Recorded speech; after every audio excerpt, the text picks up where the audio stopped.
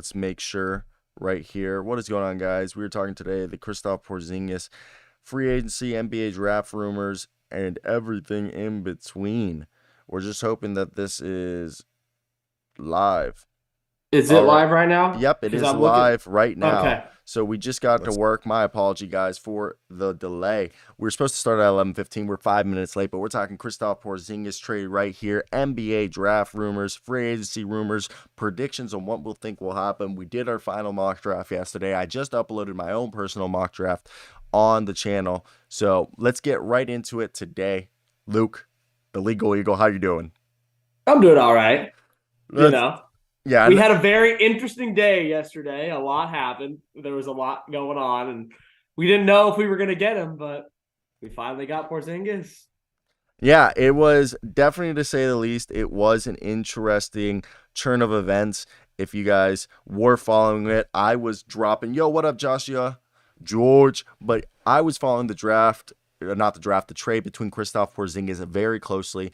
I originally reported on when we thought a few hours before the actual trade had happened that the deal was going to be with the Clippers, Marcus Morris, which I actually think was a worse deal than what ended up It was a happening. worse deal.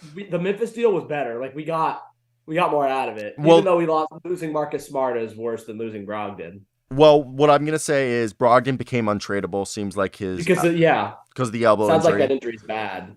It does sound very bad. Then we also have ourselves right here. I think the Wizards and Tyus Jones. There's two things that's gonna either happen. He's gonna turn into our franchise point guard. He's only 27 years old, or he's gonna play really well that we end up trading him because for more assets at the deadline. The second one. I know, but there's like a small chance that he just hits an all-star level. It just doesn't make sense to keep him. It just doesn't make sense. I know, but let me tell you, if he played at an all-star, all-NBA level.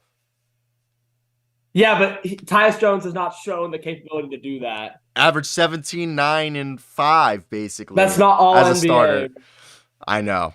So, like, here's the thing. And you know what? Even if he is an all-star, he still gets traded. You think so? Unless he's doing like averaging like 25, like 6 and 5. You have no faith, do you?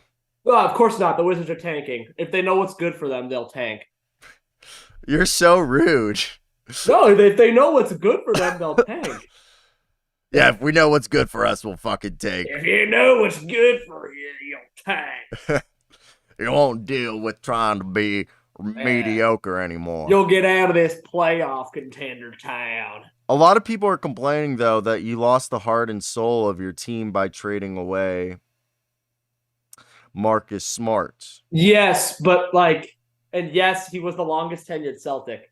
But at the end of the day, bro, you can't pass up an opportunity to get Porzingis at a position. Who had a career year that no one talked about. Yes, nobody talks about that. No one talks about it. He played 65 games.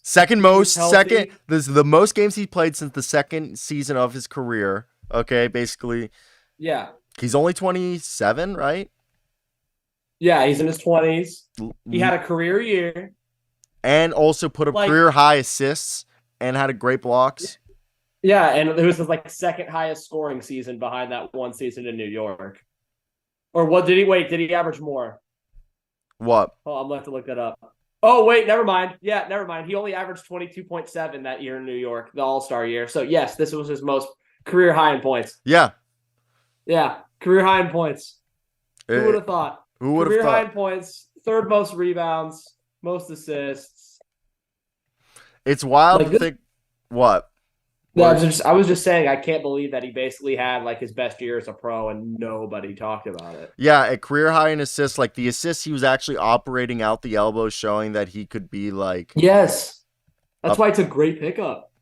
Yeah, it's wild. And I mean, yes, is there concern about his health? Yes, but obviously that's just always going to be a concern with Kristaps Porzingis or any big man for the matter of the fact, you know? So for me, I always just think about, okay, look, you got right here, little graphic. It wasn't even just that, bro. We got 2 first-round picks out of the deal. You think the 2 first-round picks are the biggest thing? You know me, I'm a huge Tyus Jones fan since his days with my Timberwolves. I loved it. I thought All right, yeah, Jalen said, yeah, he's 27. So, yeah, basically everybody in this deal was 27. Yeah, except for Marcus Smart. Marcus Smart's like 28 or something. So still, basically Did everyone's they all 27. come out in the same draft? Wait, no, Tyus Jones was the year after. But I think Tyus Jones was a 2-year player. No, he wasn't. He wasn't? Was Trey Jones? Wait, hold on. Okay, so Marcus Smart was 2014. 2015 was Kristaps and Tyus Jones. Okay. But was Marcus Smart a one and done? Marcus Smart played 2 years. Okay, so Marcus Smart is considered He's like 29. 29. That's what I was about to say. So he's 2 years Yeah. older. But right here, Tyus Jones, Wizards get the best backup point guard in the NBA, arguably an above average starter. Yep, literally Karam literally said that as I said it, best point guard right now. Yeah, he is the best backup point guard in the league. Where he would be a starter on a bunch of other teams. And I think, like, personally, I think if you go with, look, Kristaps, his job is, first off, there's going to be a multitude of lineups. The first lineup, everyone's thinking Rob Will, Kristaps front court, Jason Tatum, Jaylen Brown, either Derek White or Malcolm Brogdon. Then you have the other lineups, Derek White, Malcolm Brogdon, Jaylen Brown, Jason Tatum, Kristaps. 5 out. I still think they need another point guard to take the pressure off of the Derek White Brogdon tandem. I mean, I don't know. Like I guess because like they're both obviously Brogdon's a natural point guard. But there's lineups where both of them are going to play, and Brogdon's the only like natural point guard on the roster. Because Peyton Pritchard isn't like good enough to play like big minutes. I'm sorry, I love Peyton Pritchard, but I think Peyton Pritchard's time is go out and sign Corey Joseph. When was the last time he fucking did anything? He's been on the Pistons. He's been solid. Yeah, the Pistons suck, bro. The Pistons is basketball purgatory. That doesn't count. Dude. He hasn't done anything meaningful since the Pacers? Because he was shit in Sacramento. One thing I'm really surprised about is Danilo Gallinari being traded, because all year we heard that the Celtics, like, we heard rumblings. Celtics love Gallo. So they loved Gallo, and everyone was saying, there was like reports where they're like, every trade speculation we heard all year was like hesitant about Gallo because they didn't want to, like, for a guy who his whole career he wanted to play for the Celtics, they didn't want him to do him wrong, and they said it would just supposedly send the wrong message to veterans. Obviously that didn't fucking matter. Yeah, it didn't matter anymore. I wonder if it just shows that they, through the rehab, they just decided that Gallo wasn't going to come back. I think it was part of the reason was that, and I think other part of the reason was once the Brogdon trade fell through, they knew they needed to get some extra value. They knew that like for this deal and for any other deals, they were going to need a little bit of extra value, and I guess Gallo provided that. Well, Gallo was included in the Clippers deal. Oh, I thought he wasn't in the Clippers. No, he was. Gallo was heading to LA. I guess it was Brogdon and Gallo. And then yeah, it was Brogdon and Gallo. He was going back to LA. I thought it was just Brogdon. I could have sworn that. No. Someone put out a tweet that Gallo was included with Brogdon. I think. Okay, so Gallo was in both. And I think Muscala too. Yeah, okay. Because Muscala I figured was in both, but I didn't see Gallo. But yeah, I guess. But at the end of the day, yeah. My assumption is through the rehab process. Johnson, you said it best, man. Like, Jalen, you're right. They couldn't pass up on Porzingis. So nah. It was too good. And I think they saw enough of Gallo in the rehab process to assume that whatever player that he comes back as wasn't going to be the difference maker when they signed him. And they needed Porzingis because Porzingis was the difference maker. Yeah, and this is what Gallo's third ACL injury, second on that knee. Yeah. Because he tore it once. And a lot of them have been, last two have been recently. I think the first time he tore it before he came into the NBA, or like right when he came into the NBA or something like that. They tore it in Denver. Then he tore it right before this season, something like that. Yeah, I mean, and I love Gallo. I love Gallo. He's but also Gallo didn't do shit for us, and Gallo wasn't really going to play a big role or do shit for us next year. Gallo's probably the biggest what if. Gallo, if he didn't suffer all those knee injuries, he probably would have been an All-NBA player, franchise guy. Yeah, maybe he would have been a few-time All-Star. Maybe like 3-time All-Star, maybe 1-time All-NBA. Probably would have been look closer to what Franz Wagner looks like. What he's becoming. That's Yeah, what they thought that Gallo would be. That's a good comparison. yeah, that's like legitimately like he's lost all athleticism. Like he used to be Yeah, somewhat quicker.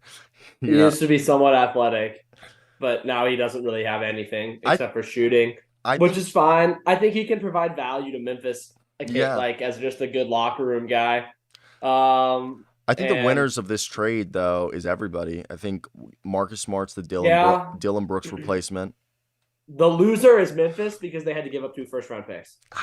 I don't But know. even then, they got Marcus Smart out of it, They're and they're in a point they of their franchise where they're trying to become contenders, first round yeah picks. they don't need those first-round picks in the 20s and 30s. It's just That's what more I'm for the saying. Celt. You It's took just the more words for out of my mouth. But the thing is, even though those are late first round picks are tradable assets, which the Grizzlies do not have But as you're much of getting, dude, now. someone tried to tell me Dylan Brooks was a better defender than Marcus Smart. That's not true. That's That's not true. not true. I was like, yeah, That's not that true. I know that's like not true. Yeah, Dylan Brooks was second team all defense this year, but Marcus The Smart's defensive player of the year, yeah. not Dylan Brooks. You could argue that Dylan Brooks might be able to hang with some small ball fives, but You that could argue that Marcus Smart maybe didn't deserve that defensive player of the year, but I this mean, guy's a first team all defense. we'll agree that Marcus Smart complained his way to defensive player of the year.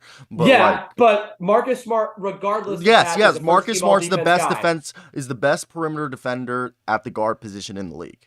Yes, For a fact. 100%. There's no doubt about that. And they just got themselves a guy who's on a very affordable contract And who he's better offensively than Dylan Brooks. Too. He's more efficient. He can do more things on offense. I think Marcus Smart, it's the price you had to pay to get Marcus Smart because I'm pretty sure they just absorbed Marcus Smart. They didn't send any assets. They just sent the picks.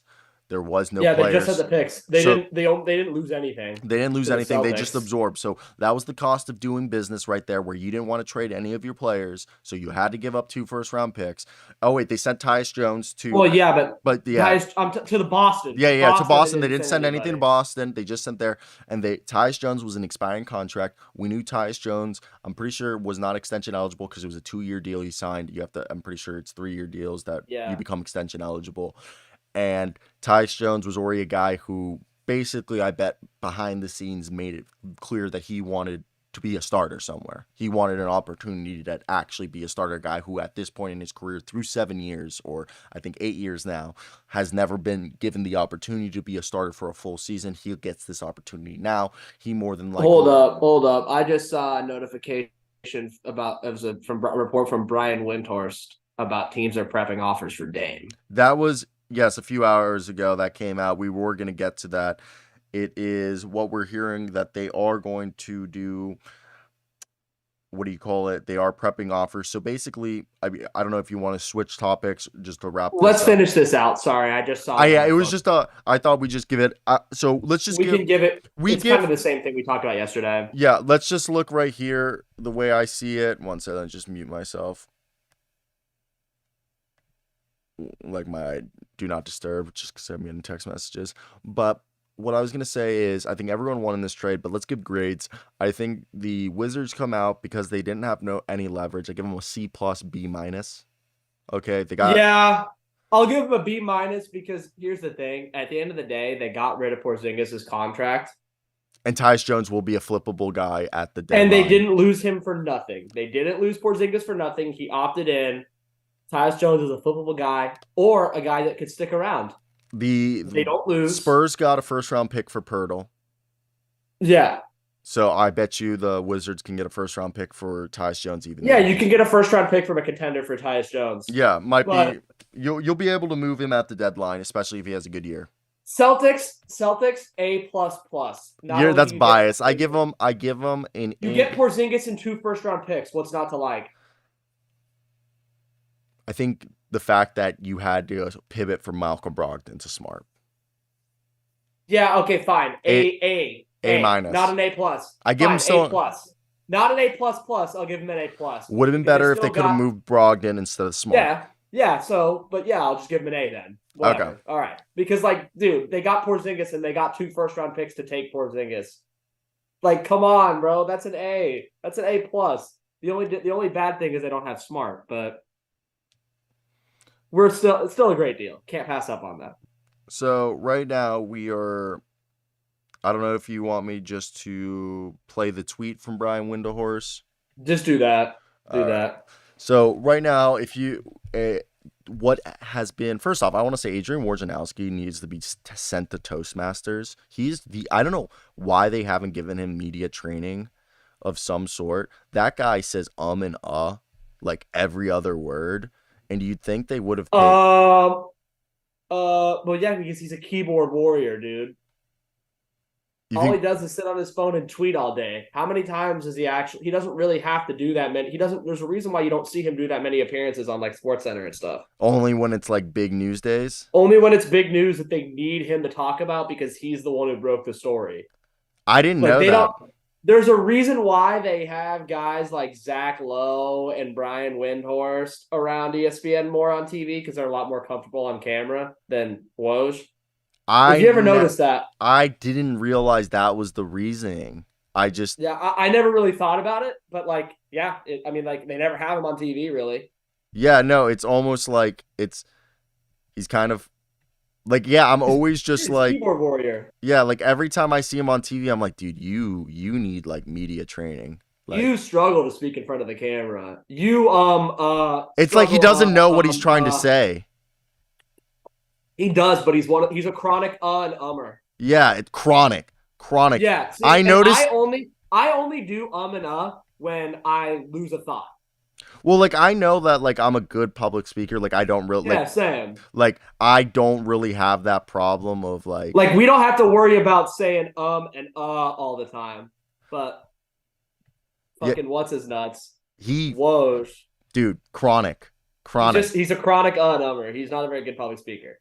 Yeah. That's why they keep him on his keyboard warrior and they say, hey, you break the stories. We'll have like Wendy and the Get Up crew talk about it in the morning. I never realized that was the reasoning behind it, but like now that you bring that up, it makes so much. Yeah, it makes so much sense. Yeah, because he's like, think about it, bro. Who is their go-to NBA insider? It's Woj. Adam Schefter is the go-to NFL insider, and he's on TV all the time. Woj is not, though. Yeah, I never realized that was the reason. Yeah. It makes so much more sense that. Yeah, it makes a lot of sense. Like, after you just pointed that out, because I've always thought, like, dude, this guy, how is he on TV? Every time, I'm just like, should not be on television, you know? And then there's a reason why he's not on TV much. But, you know, I just had to frame this into the shot, and it'll be up in a second. Give me 1 second. I just want to make sure we have everything done correctly. I just need... Booyah.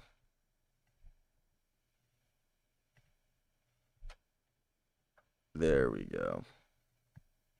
Yeah. Alrighty, here we go. I got ourselves our little thing. Had to do a little impromptu editing. Can you see it? Yeah, I can see the tweet. Okay. You're good. Sweet. So let's just play it. Tell me if you hear it. That they are going to draft, which looks like it's going to be Scoot Henderson. Dame Lillard has indicated, not behind the scenes, on the record, he does not want to play in a youth movement with a young player moving fat face. If I was an arbiter in this situation, well, it is playing. The Blazers have indicated that they're going to draft, which looks like just shut the fuck up. Henderson. Dame Lillard has indicated, not behind the scenes, on the record, he does not want to play in a youth movement with a young player in a rebuild. If I was an arbiter in this situation, an arbiter might say it is the absolute correct decision for Portland to draft Scoot Henderson, that getting a player of this caliber at the number 3 pick is better than any player that they could acquire via trading the pick.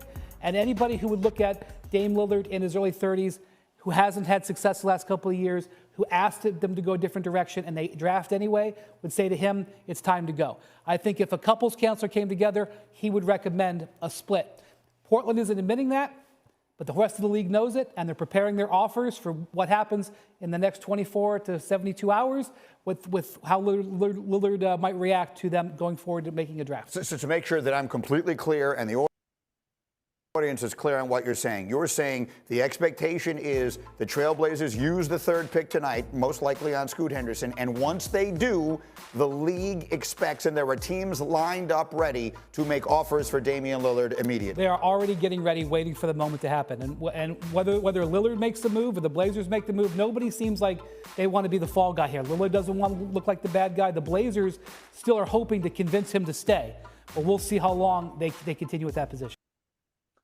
Alrighty, I know, Luke, you didn't hear that, but basically, Brian, I got a transcript of it pulled up on my phone. You're good. All right, so basically, what was said there was, and it's weird, I need to figure out how to get the audio to go into the Zoom call, but I saw the levels bouncing on the stream saying that. Yeah, so that means you can hear it on the stream. Yeah, you can hear it in the stream.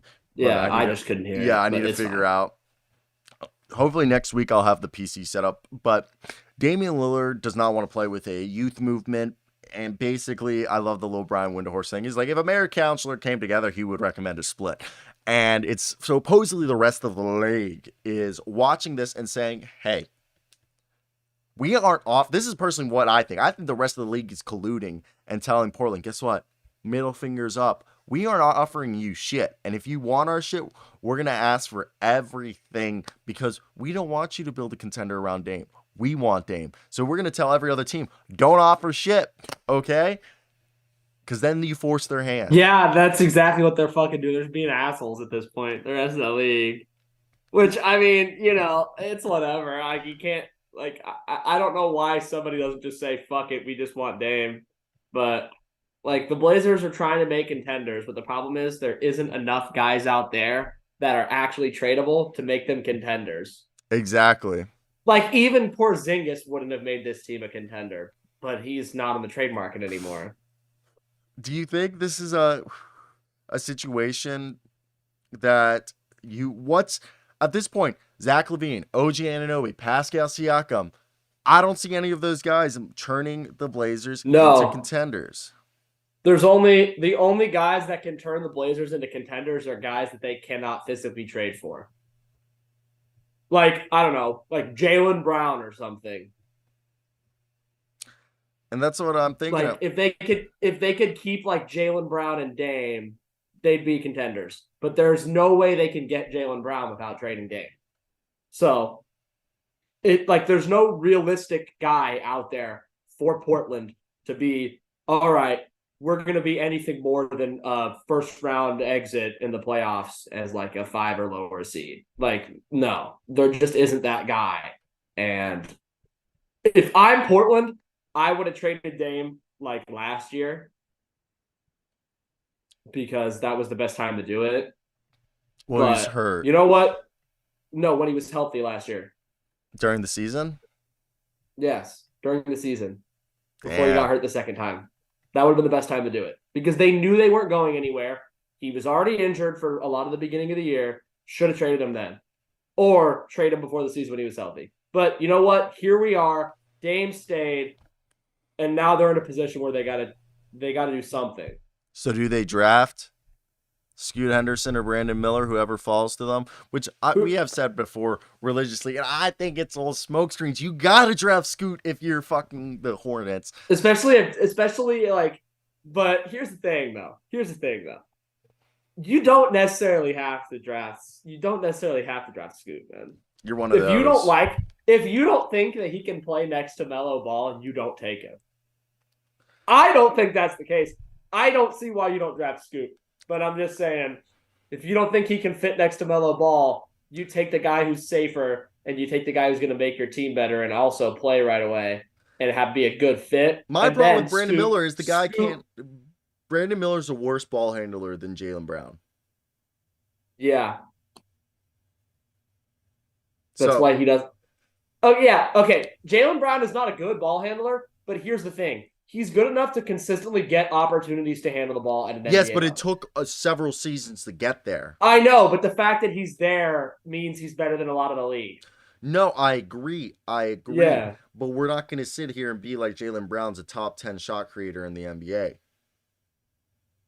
Top 10 shot creator or ball handler? Shot creator. because ball Like, handling plays into shot creation. Bro, no, Jaylen Brown hits contested shots all the fucking time, bro. Yes, but he's a way better of a catch and shooter than off the dribble. Yes, but he loves that elevate mid-range back down jumper, bro. I love Jaylen Brown. You know I love Jaylen Brown. He's not a good shot creator. Okay, I've never You said can't that say he's not a shot. I creator. never said that he wasn't a good shot creator, but I can name 10 guys who are better scorers than him. Oh yeah, of course. But That's what I'm saying. Because there's so many good basketball players. That's what. Yeah, but like what I'm saying is there's 10 better scorers, and yeah, 10 maybe. No, not 20. Yeah, I think he's closer to 15 than he is 10. Yeah, that's fine. So with Brandon Miller, I just don't think you should take him second overall. What is the phrase? Nah. When you have a top fit, they say this in football all the time. You never draft for team need. You draft always No, not best. If you're picking in the top 5. Best player available. Yes, they say if you're always drafting at the top of the available? draft, you never draft for need. You draft Okay, but who's best. better? Who's actually the best player available though? Like who's Scoot actually Henderson. better? Who's better right now? Scoot Henderson. I don't know if that's true. Okay, let's see it. Let's look at the fucking, the last month and a half of Brandon Miller's college career. Oh yeah, he was hurt. He played injured the entire month of the season. Did you not know that? Yeah, I know. Yeah, yeah, exactly. That's the point. I don't know. He was injured man. for the last month. I don't know. I also don't. Dude? I'm on Scoot. I'm on the Scoot train. You know this. I'm just saying, who's better right now? I don't know, but I think they're probably at the same level. I think Brandon Miller's better right now. No, it's just because Brandon Miller can hit a 3-point shot consistently right now. Brandon Miller also played way better competition. I don't want to see Scoot played against a bunch of G League scrub kids. Okay, don't be saying that the G League is shit, because the G League. Yes, I know the games don't matter, but the games don't matter. The games don't matter. Yeah, we both agree on that, but let's not deny that the overall talent level in the G League is better than college. Yeah, but that's because it's obvious, but not on the G League Ignite, not necessarily on Scoot's own team. No, I agree with that. Yeah, exactly. But we're talking as the G League as a whole, which he did play against 30 games. Yeah. Which is better competition than the college basketball. Just not on offers. his own team. Not his own team. Just not in his own team. And also, I haven't seen anybody from the G League Ignite actually, I guess what's his nuts for the fucking Pelicans. He's not bad. Dyson Daniels, he's not bad. Well, he definitely is another one of those guys that in the redraft. He's not terrible. I think I personally, and I think a lot of other people are a little too high on Dyson Daniels. I still think he can be a good player. But he can still be a good player. Worst comes I to have worst. not seen anybody from he's the best G League Ignite player right now in the league. Jalen Green or Jonathan Kuminga are up there. Okay, so those are guys all with question marks. Those are guys that all have question marks. Those are guys that I don't know if who's actually done the best? Player. The only G League Ignite guy to actually outplay his draft selection spot where he's played better than where he was drafted? Who? Jaden Hardy. Oh, yeah, dude. Because he was a second-round pick, wasn't he? Yeah, he slipped. He was supposed to be in the 20s and he slipped. Yeah, I had him as a lottery talent personally. I thought he was going to be a lottery talent, like end of lottery. I thought he was going to go. You should have went to Kentucky. I personally had Jaden Hardy going 15 to 25. I thought he was going to be late first, maybe surprise right outside the lottery. He falls to second, and in a redraft, he would be a top 20 pick. Yeah. So anyway, I do not trust the G League Ignite. I think we both agree. For the development of the kids. I think it sucks. I think Australia does a better job. Yeah, I'm not saying that Scoot is going to be worse than Brandon Miller because I genuinely think Scoot has less better. questions than Jalen Green coming out of the G League Ignite. Yes, 100%. But less questions than Jalen Green doesn't exactly mean better than Brandon Miller day one right now.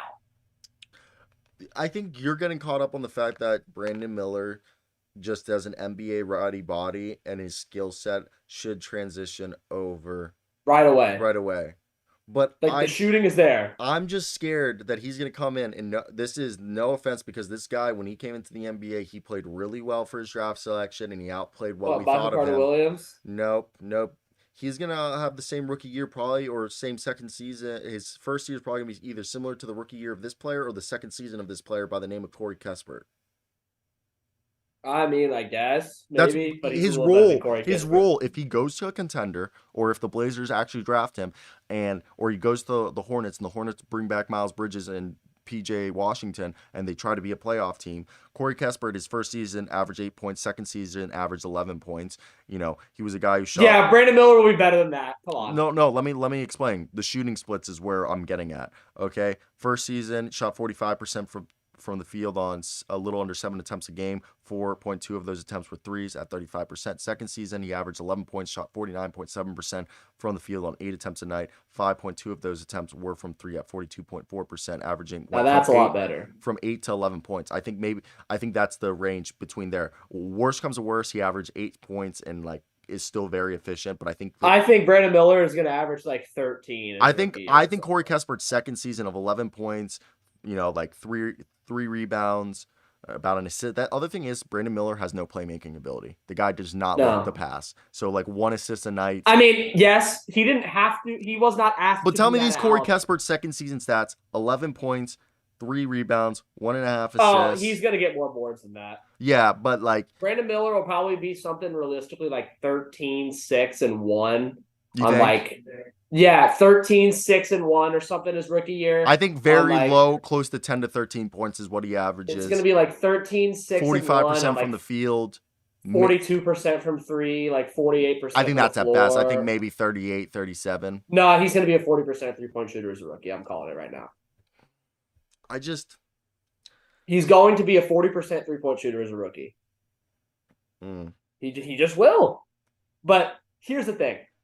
Regardless of what this whole talk is, if I'm picking at number 2, I'm taking Scoot. Higher upside. I also personally believe that if the Blazers were to keep the pick and they drafted Brandon Miller, all right, Dame might not request a trade, and they can build around Brandon Miller and Dame, because Brandon Miller can be a win now guy. He's better for a win now guy than Scoot, I would say. That's what I'm saying. If you're the Blazers, it depends on what the team needs, but what do you think's the most realistic trade at this point for the Blazers? Are we doing this again? Are we going to have another episode where we spend 30 minutes talking about Blazers trades? It was 18 minutes last time, but Yeah, and do you remember when we did that? There is no realistic trade at this point. I think it's done. Do you think it's actual collusion, what I've said jokingly? No. What you said jokingly, I don't think it's actually that, but it is pretty funny. But no. There has to be a level of maybe, but it's more so just because of the guys that are available specifically. There just isn't enough elite guys on the market for the Blazers to actually risk mortgaging their future. Because here's the thing. If the Blazers trade their future away for OG Anunoby and Fred VanVleet or something. Or Pascal Siakam, OG. Or Pascal Siakam and OG. Combination of guys. Yeah, and if they mortgage their future for a team, they lose in the second round, and then in 3 years when all those guys leave, they missed out on their chance to get that number 3 pick and get a franchise cornerstone to rebuild when Dame leaves. There is no guy out there that is worth mortgaging their future to get a team that might win. And you think that's what's held back a trade from happening? Because I agree with you on that. Because it's you're not going to blow up a sure thing. Well, maybe not a sure thing, but because you never know with the draft. But you're not going to blow up a top 3 pick and a chance at getting some young assets to trade them all for a guy that may or may not actually take you to the promised land. Because even if you don't know if he's going to do anything, you guys could still realistically miss the playoffs even after trading for Pascal Siakam or something like that. They just there just isn't the right guy out there for Portland to want to mortgage its future for this. This is why I think they should have traded Dame when they had the chance, but they fucked up. They didn't. And here they are. I certainly don't envy them. I wouldn't want to be in this spot at all. So let's talk about 2 free agents right here. Khris Middleton declined his player option. So did Draymond Green. Warriors have come out and TP, before we start talking about this, TP said, did the Porzingis trade fall through, or were they able to work it out? TP. Oh yeah, we talked about this earlier. We talked about it earlier. So the trade did go through, but the original trade involving Marcus Morris and Malcolm Brogdon and the Clippers that fell through due to the fact that Malcolm Brogdon's tendon that like connects to his arm turns out to be a lot worse than Yeah, he's not tradable anymore. with that injury. So that deal fell through. They had an hour. It happened around 10:50, 10:45 Eastern time. They had till midnight Eastern time to get a deal done. Around 11:45, I actually fell asleep, woke up. My mom woke me up because we were watching a show together.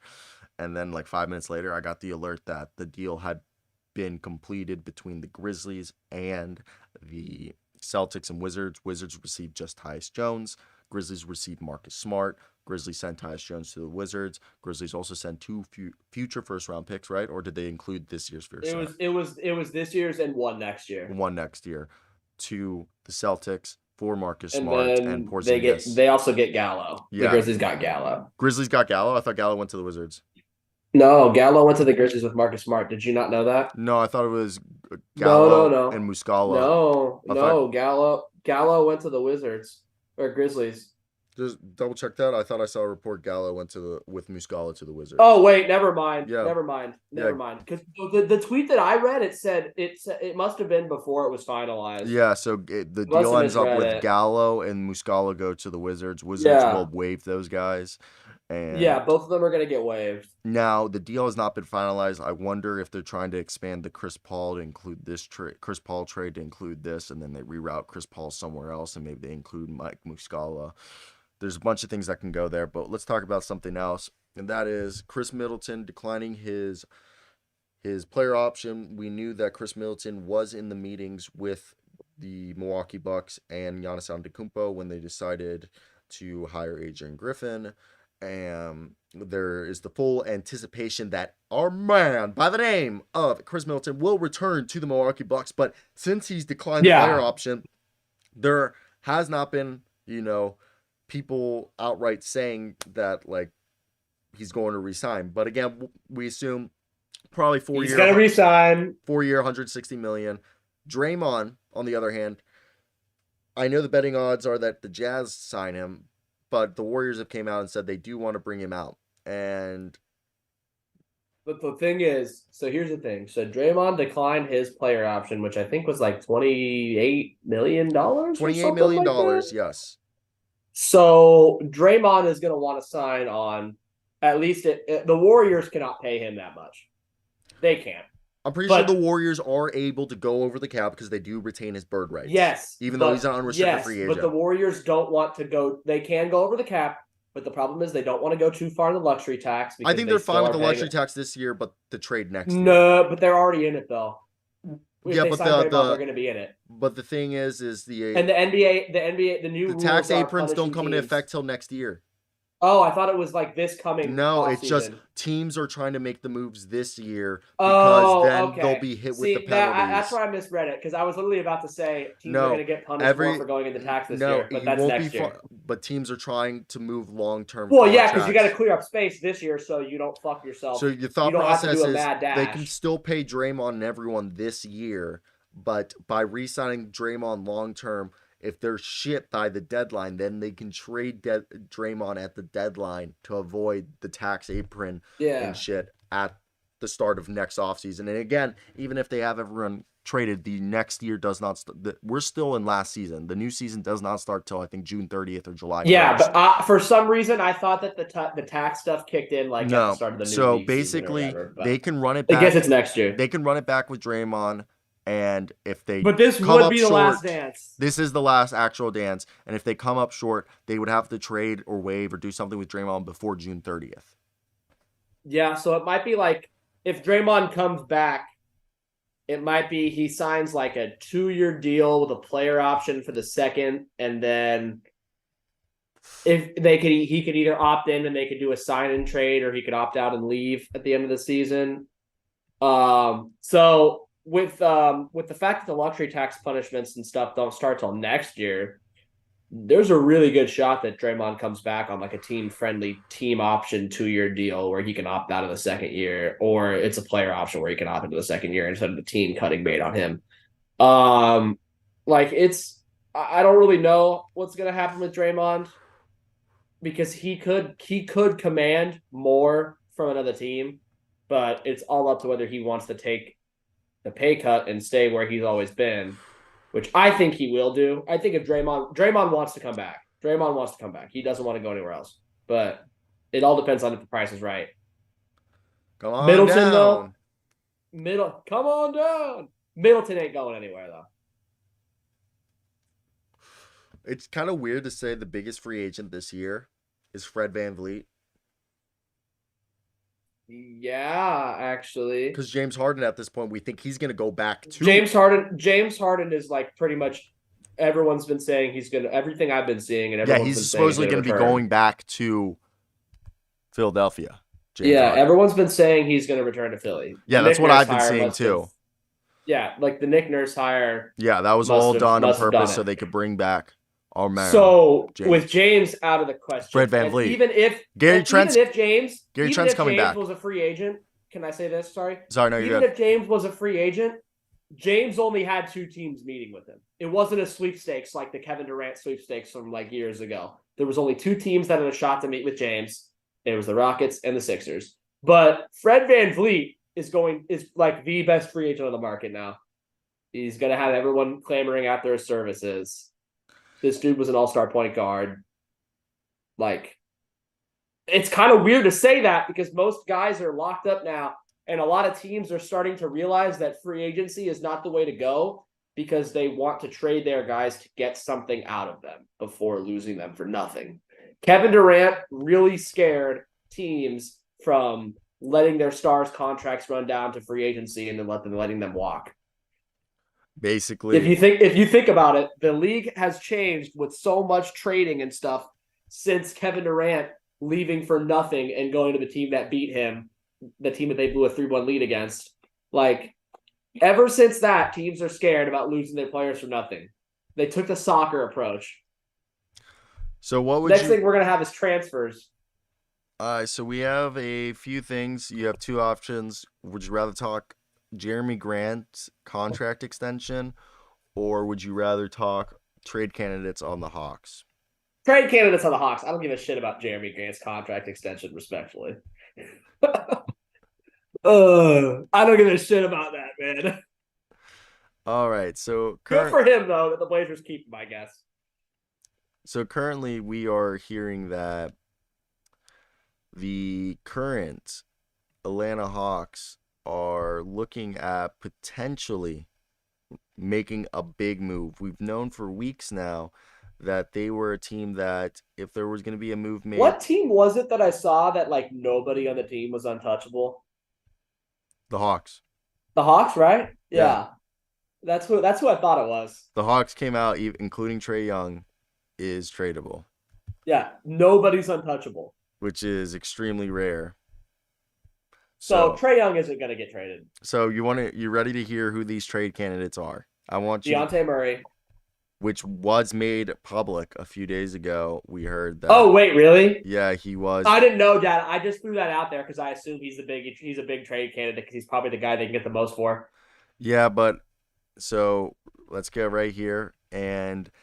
Trade candidates on the Hawks: John Collins, obvious. DeAndre Hunter, DeJounte Murray, Clint Capella. I saw the DeAndre Hunter shit too. The Hawks continue to be described as one of the more active teams in trade dialogue around the NBA.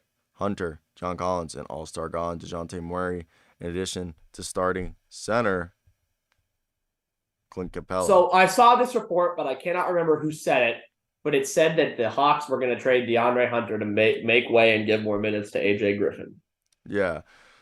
Continue to be mentioned by team personnel as viable trade candidates, with Hunter appearing to be the most involved with the Hawks possibility. Every time DeAndre Hunter has shown potentials of reaching what he's supposed to be, he hasn't gotten back to the guy he was in his second season before he broke his wrist, where he averaged almost 18 points, like 7 rebounds and like 2 assists, and 2 steals a night and like a few assists. He's never reached that again. So I think they're just moving on from DeAndre Hunter. DeJounte Murray's an expiring contract, and I think they just said, screw it. Didn't work. He's the most valuable guy, and whatever they get. I know they gave up a lot for him, but it didn't work. They have to trade Clint Capella because Onyeka Okongwu's going into year 4, which, if you don't know, going into year 4 for Onyeka Okongwu, 3 years of backing up Clint Capella. If they don't trade Clint Capella, it clearly shows they've given up on Onyeka Okongwu. And that means that, but entering his restricted free agency, someone will probably pry him away and they will not match the deal. Exactly. So they need to see what Onyeka Okongwu can be, because he had the potential to be very similar to Bam Adebayo coming out of college. Yeah. And it has not happened. It hasn't really he hasn't put it all together yet. And obviously the main guy on this list that we're talking about, the guy who seemingly fell off a cliff from what he was a few years ago, John Collins. John Collins, we've heard, packaged with the 15th pick for Davis Bertans, packaged with the 10th pick. Basically, pick swaps. Okay. Yeah, pick swap and big guy swap. Now Davis Bertans, people are going to be like, ew. But think about this. Georges Big Niang. downgrade. No, Big but downgrade listen to this. Georges Niang was discovered, and value was created by Quinn Snyder on the Utah Jazz. I can very similarly see Georges Niang Davis Bertans becoming Georges Niang for Quinn Snyder. He's like, yeah, we lose John Collins, but you're going to be an expiring contract. They move up 5 spots in the draft. Yes. And picking at 10 in this draft versus picking at 15 in this draft is a big difference, I think. Then Clint Capella. Like at 10, Cam Whitmore could still be available. Clint Capella, another guy, I think is a guy you should call up, maybe like the Lakers. Offer Clint Capella for the 17th pick, Malik Beasley and Mo Bamba. Now, if I'm the Lakers, you know what, dude? If I'm the Lakers, I actually might think about doing that trade. Clinton expiring. You move off of Mo Bamba and Malik Beasley aren't giving me anything. And you get Clint Capella, who's perfect next. The number 17 pick isn't really going to give me much unless I want to take Derek Lively there. But if I just trade for Clint Capella, I know what I'm getting out of him already. Yeah. Anthony Davis backup. Or starter next to Davis. Depending on what the Clippers want to do. Or not Clippers, the Lakers want to do. What is DeJounte Murray's trade value being an expiring contract, though? Oh, man. Okay, so in terms of like, if you didn't look at contracts and we're looking at a pure basketball value standpoint, he's obviously the highest. The problem is the Hawks, they won. Hawks gave up a lot to get him. It hasn't worked out, and he's on an expiring contract. So you got those 3 things leading to the count that, like, he might not be very tradable. Mm-hmm. He might not be very tradable. What if you called up? They don't have leverage with DeAndre What if you Murray, called up the Blazers and you said, here's Clint Capella and DeJounte Murray and our 15th pick. You send us the 23rd pick, Anthony Simons and Yusuf Nurkic. No, the Hawks are moving down in the draft too, and they're already arguably getting worse value, bro. Yeah. I want the number 3 pick. Wow, for that, I just think it's an expiring contract. I know they're not going to give him it. They're not going to give him it. That's why I said that. Like, that's why I want it. They're not going to give him it. If they did that deal, they would have to find a third team to trade Anthony Simons to, because you could not have a backcourt of Simons and Trae Young. No, that's like the worst defensive backcourt in the history of the NBA. They would literally. You'd have to go out and sign David. You'd have to sign David Waba. No, you have to sign David Waba. You have to sign Jared Vanderbilt and like every defense. Have to sign who's another defensive point guard? No, don't. You go and get TJ McConnell or something. Or you go out and bring a center like. Bro, David Nwaba would give those guys 30. Come on now. That is terrible defense. I don't even want to think about that. You know how pissed Quinn Snyder would fucking be at those guys? TP says possibly DeJounte Murray for Pascal Siakam. Or OG Anunoby. What if I sent you this? What if I sent you John Collins, DeJounte Murray, and DeAndre Hunter for OG Anunoby and Pascal Siakam? And we swap picks, 13th for the 15th.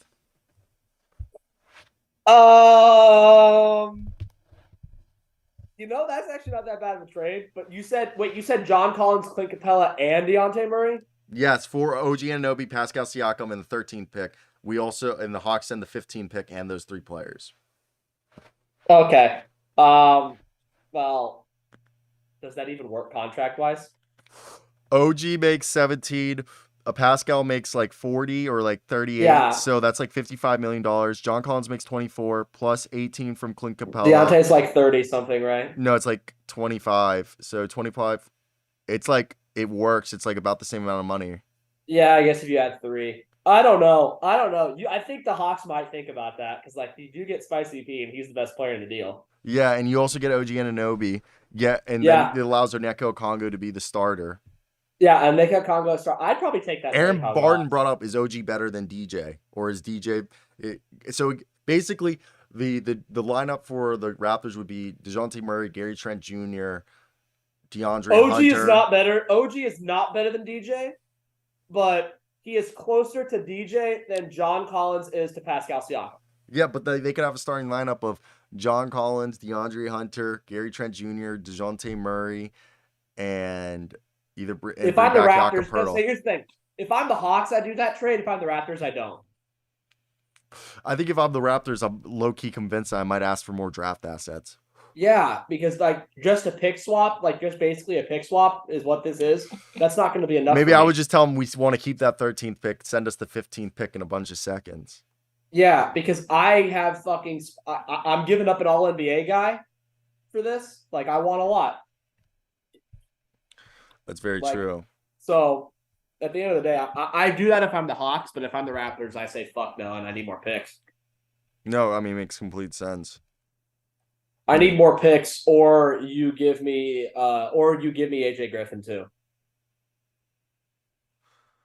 Yeah, those people on the submarine died. Oh yeah, that we've been known. They had no shot, bro. Even if they were like, bro, it was a place. They had a fucking PlayStation controller ass thing when that you used to control the thing. I saw them building this shit, and I looked back at the videos, like. No, they should have known that shit was gonna fucking fail, bro. I don't feel bad for them. I don't feel bad, and they're all like stupid rich. Yeah, I feel bad for their families. No, one of them went to a Blink. One of the kids went to a Blink 182 concert. Yeah, bro. Instead of being there waiting for the news about his dad, come on, bro. They're just dumb rich people, bro. Dude, you just can't mix. You just can't miss some Blink 182, dude. You just couldn't. Once in a life opportunity. Come on. Oh man, that shit was so funny. I don't even know a Blink 182 song off the top of my head. All the small things. Yes, all the small things. That's like say it ain't so. Say I will not go. Carry home. That song. That song goes though. That song's like the only. That's like the one song I know. I also feel so good that you and I just hit that though. Like we probably sounded terrible, but we did it. But we knew the song. We knew the song though, dude. That's what matters. All right, we got some breaking news. The Knicks and the Clippers have discussed the Paul George trade. Well, I mean, we saw something about the Clippers. Yeah, that's kind of big, dude. Wow, holy shit.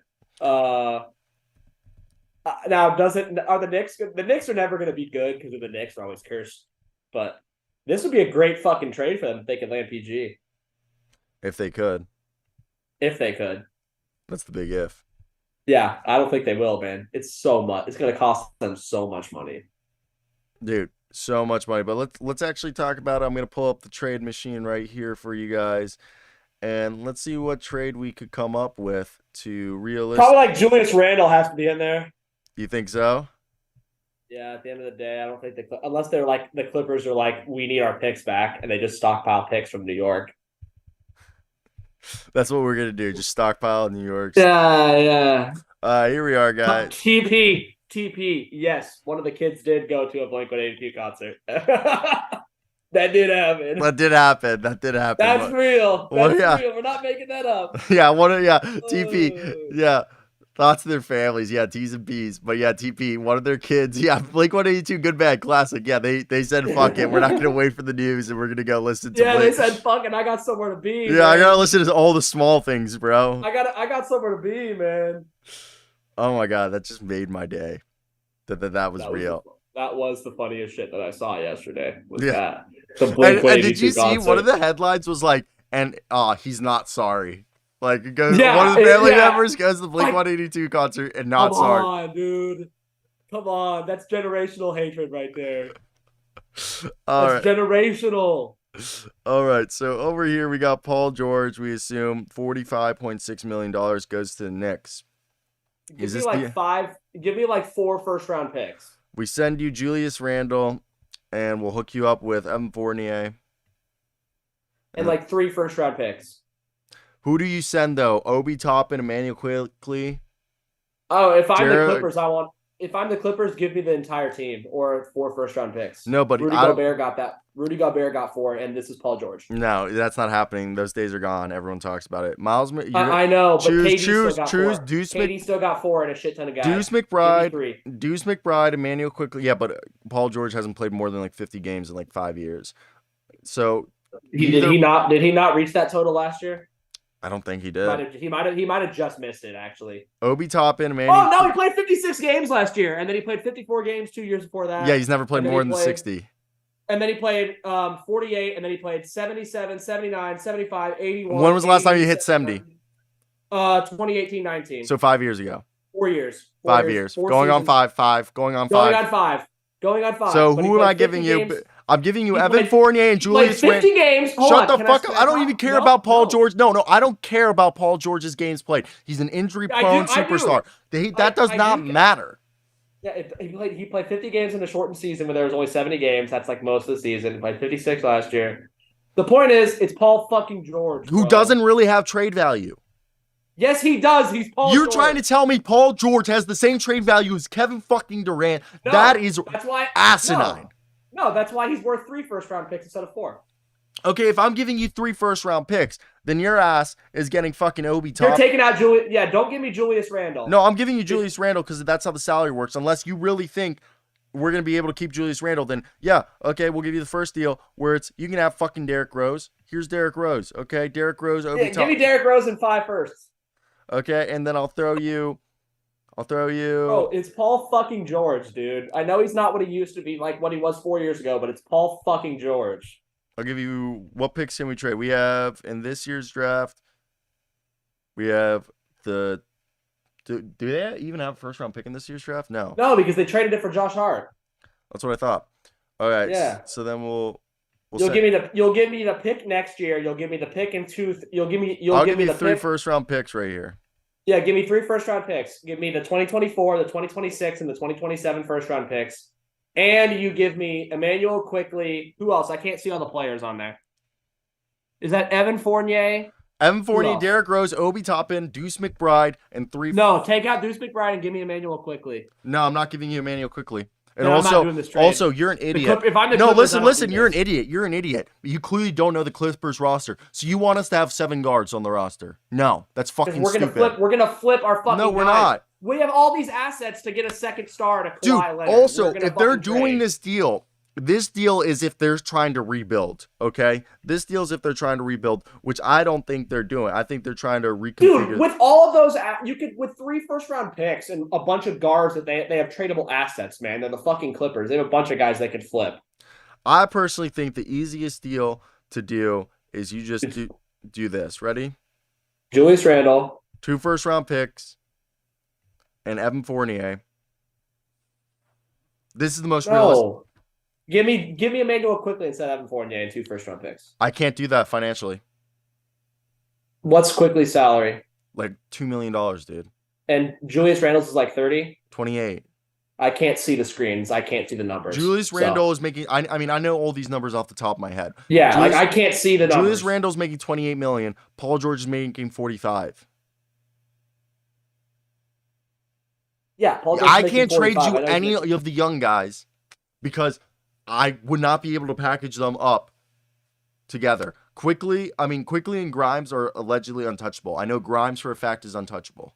I'm surprised by that. Yeah, Grimes is untouchable. Even if it means the Knicks are going to get like Paul Grimes George, is untouchable. They would rather trade.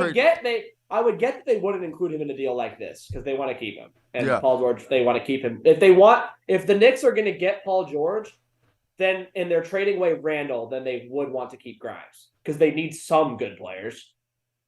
But I'm not doing this trade if I'm the fucking Clippers. Are you kidding me? Well, Hell no. I think it's decent in a way. Clippers actually got better in this deal. Oh, fuck no. Yeah, Clippers. According to the wins thing, they got better. But their defense got like 2 defensive rating points, 1.68. Yeah, I can see that. That does. We all know that this is kind of bullshit. We all know these numbers aren't exactly the fucking. You got to take them with a grain of salt. We all know that. I'm not doing this trade if I'm the Clippers. I'm not. I'm not going to take Evan Fournier. I have no use for that motherfucker. I'm giving up Paul George, dude. This is Paul George we're talking about. I don't give a shit that he's past his prime. He still averaged like 25 a game last year. He's Paul fucking George, dude. Enough of this. I know that like the trade market is a little different now. TP and Aaron Barton. Tell us, TP, Aaron, tell us which deal did you guys like better? The Paul George for the combination of Evan Fournier, Derrick Rose, Obi Toppin, and Deuce McBride, and what was it, 4 first-round picks we sent, or 3? Or we said 3, or Julius Randle and Evan Fournier and 2 first-round picks. Which deal did you guys think was better? Yeah, Aaron, I agree with you. I could care less. Both of them fucking suck. Both deals are shit. But Paul George is Paul George, bro. He still has value. 25 a game for 55 games last year, man. Come on now. Then Paul George. I have told you, dude, guess what news just happened? I have said it for weeks. What just happened? Take one guess. Somebody's getting drafted that you and I have said for weeks that's going to go 2nd overall. I have said. Oh, Scoot? Yep. It's a fit. They basically not official, but there's a report that said it. Shams Charania just put out a report, ladies and gentlemen, that our man Scoot Henderson is gaining serious momentum at number 2 overall with the Charlotte Hornets in tonight's draft. Have been torn over last week between Henderson and Brandon Miller. I mean, we've been saying this meeting for today months. to settle on the decision. I have said it for weeks that it would be Scoot Henderson because you don't pass up on that. Yeah, we've been saying it for weeks. Okay, this show has been Team Scoot at number 2. So we have said, look, Brandon Miller's being compared to Rudy Gay, Danny Granger, and Paul George. While Scoot's getting compared to Russell Westbrook and John Morant and Derrick Rose.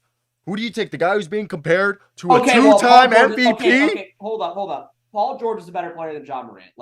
He's had a better career than John Morant. But yeah, the other guys, yes. Who would you take? I'm just saying. I've said this for a week. This is a pro Scoot Henderson. This is a pro Scoot show. Yeah, this is a pro Scoot Henderson show. We have said it for time and time again. Okay? If we're taking guy number 2, we go Scoot. I feel good about it. Yeah, I mean, we are not worried about we aren't worried about his fit next to LaMelo. I'm not. I think it'll work. It'll work. It will. Those guys are too good. They're too talented. It will work. All right. So, good old Scoot. I don't know. It'll be very interesting to see. You know what I want to happen? What? I really fucking want the Spurs to surprise everyone and not take Wemby. You're so dumb. Well, we all know that's never going to fucking happen. Can I also say, I want the Spurs to be dumb and not take Wemby. Sometimes I look at my predictions and I've realized because I've covered the NBA for 4 years, I just know what's happening at this point. I said it literally last year. I was like, the Spurs are gonna get Victor Wembanyama. Before they even started, I was saying, dude, guys, the Spurs are gonna get Wembanyama, and everyone ripped on me. And I literally said it for months. I was like, it just makes sense. And I said, from the international standpoint, just from someone as myself who's very well traveled, you go to any country. Besides a Lakers or a Celtics jersey, Spurs. It's a Spurs jersey. You always see the Knicks. Besides, not even the Knicks are as big internationally, which is wild because the Knicks are one of the biggest. You go all over the world. You see either Manu Ginobili, Rockets. it's Rockets jerseys in like East Asia and China. Yeah, and then like 'Cause in yeah. Europe and South America, it's either Amanu Ginobili, Tony Parker, or Tim Duncan. You go to the Caribbeans, it's all Tim Duncan jerseys. Like, Yeah. and I'm telling you again with the Scoot Henderson, like maybe if Brandon Miller didn't have the gun charges and he continued to go on that skyrocket pace, but he never took it to another level. We actually saw growth of Scoot Henderson. I mean, Brandon Miller played at the same level all year. No, he did, but got hurt. And then he got hurt. I at the know, end of the but season. Scoot showed growth. Okay, Scoot played 2 seasons. Even Amen Thompson showed growth in his 2 seasons over a time of lead, like absurd growth. Yeah. Like Brandon I'm sorry, Miller, I think even Amen Thompson has a higher ceiling than Brandon Miller. Yeah, but his floor is Yes, I agree. significantly His worse. floor is very high. I won't doubt that. Okay, but yes, Aaron Barr, draft talent over needs any day. It's so stupid. We talked about it. Look, I thought I did a great job with this comparison yesterday because I even saw your face when I said it. 5 years ago, Cardinals had just drafted Josh Rosen 10th overall. All right, they had a franchise quarterback. They got the number 1 pick. Were they going to take, by positional lead, or did they draft the best player available? They saw Kyler Murray and they said, "We need that." Yeah, they drafted the best player available. And they cut bait on a rookie QB who they picked up a top 10 pick after 1 season. Yeah, which is unheard of. Regardless of how shitty the Cardinals have been over the last few seasons, that pick worked out. Yes. Kyler Murray, regardless of whether people fucking hate him or not, he has lived up to the hype. And it goes like this. I don't give a if you're a great basketball player, you're going to figure out how to play next to another great basketball player. All right? That's just a fact. Scoot will figure out how to play next to LaMelo. Okay? So the fact that this news has came out makes fucking sense. So let's wrap up today's show with what we love to play every end of our show. Hurdle. Everyone, hit that like and subscribe button right now if you made it to the end of the show. If you're still watching, be greatly appreciated. Be a friend, tell a friend. And if you didn't like it, just forget it ever happened. Now, guys, Luke, you get first guess right here. All right, let me see what it is. Oh, that's a bald guy with a really long head. Evan Mobley. Yeah, he's got an Evan Mobley shaped head. It's a buzz cut or a bald guy. It's not Evan Mobley, dude, and it's not a center, and he's older than 22. So he's in the East. That's the only thing that's green. Mikal? What? Mikal Bridges? He's in the Atlantic. He's a guard forward, and he's 6'6", but he's not. He's in the Atlantic? Let me Yeah. see it again. Is that his head is too long to be Grant Williams. He has Evan too long Fournier? of a head. Yeah, try Evan Fournier because Grant Williams is a shorter, fatter head. Bang. Yeah. Look at that, boys. Look at That head shape threw me off at first, though, dude. Evan Fournier has a weirdly. Is Evan Fournier Evan mixed? Fournier's got a weird fucking head. What? I know Evan Fournier is French, but is he mixed? Well, do you want to look it up? Like, I would not be surprised if Evan Fournier is mixed. Oh yeah, he's part Arab. His dad's Algerian. Boom, yeah. Or no, his mom's Algerian. His dad's white French. Yep, Algerian. Yeah. That makes sense. Makes sense. Yeah. I was gonna say he kind of looks Moroccan. Yeah, close. Yeah, makes sense. Basically, they're both Arab, so yes. Yeah, makes sense because his hair, like, he's never had his hair, like, when he did have his hair grown out, it was like very Arab hair back. Yeah. Yeah, like, because it's.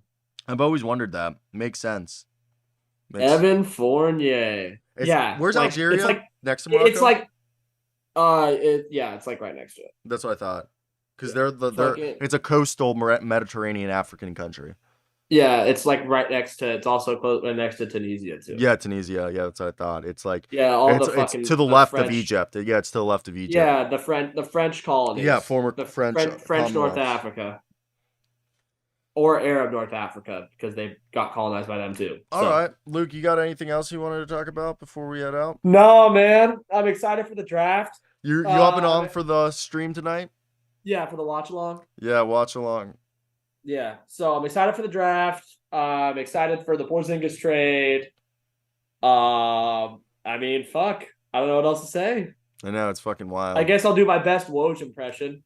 I'm excited for the draft. Dude, Okay, I all right, was I'm like done. I'm listening done. to I'm done. it was so I'm bad. done. All right, guys, be a friend, tell a friend. We'll be back tomorrow with reactions. But if you guys do want to tune in, hopefully I'll be able to stream it here. But if it's not streamed as well on this channel, it will be streamed on my channel, my NBA draft year 4. Doing a watch party. Join us. It's a Year good 4 time. watch party. Year 4 Celtics take Andre Jackson at 35. I know it's gonna be a doozy for the